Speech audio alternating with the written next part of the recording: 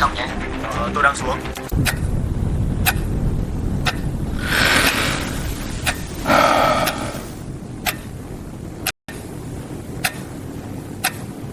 Sáng nay chúng ta triển khai theo lịch này nhé. Tôi đã ưu tiên những khung giờ quan trọng và mộc phải hoàn thành. Tất cả được kết nối liền mạch để mọi người dễ theo dõi. Chúng ta cùng đi đúng nhịp. Hồ sơ xong rồi. Em nghĩ anh nên đọc nó một mình. Em thấy phần báo cáo mới hơi dài, có thể rút gọn lại một chút. Ý hay đấy. Để mình ghi lại. Và nếu thêm ví dụ thực tế thì sẽ dễ hình dung hơn. Tuyết, mình sẽ bổ sung. Để mình ghi nhớ, mình dán lên bảng nhé. Cảm ơn mọi người. Các ý kiến đều sẽ thành hành động.